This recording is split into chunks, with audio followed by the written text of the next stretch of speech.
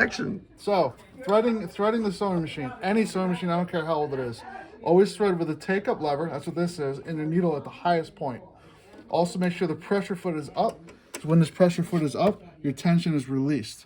You cannot thread the tension when the foot is down. You can do it, but it won't work. We're going to put our spool on, and we want to match up. You're going to have multiple size spool caps.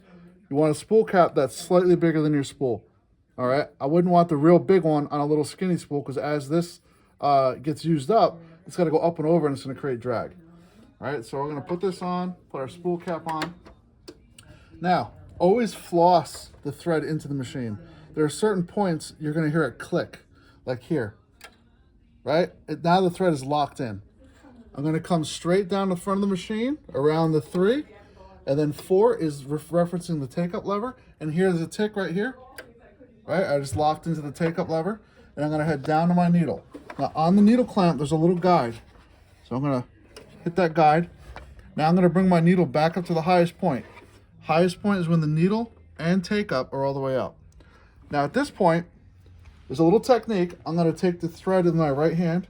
I'm going to use my left pointer finger, and I'm going to engage the needle threader all the way. Use my thumb. I'm going to come across that guide just like that.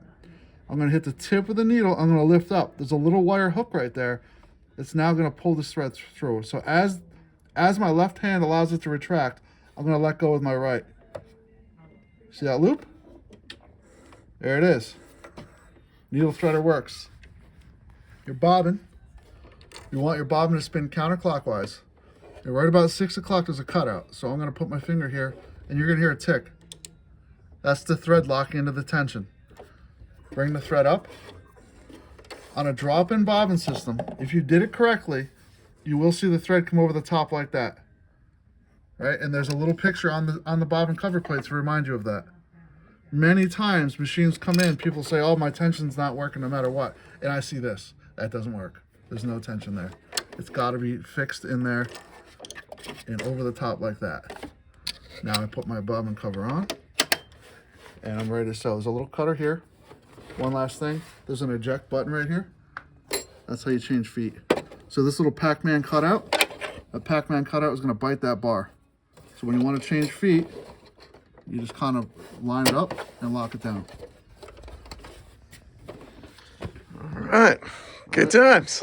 Last thing, you're winding a bobbin, which you didn't have to do before. So we'll do a separate video. All right.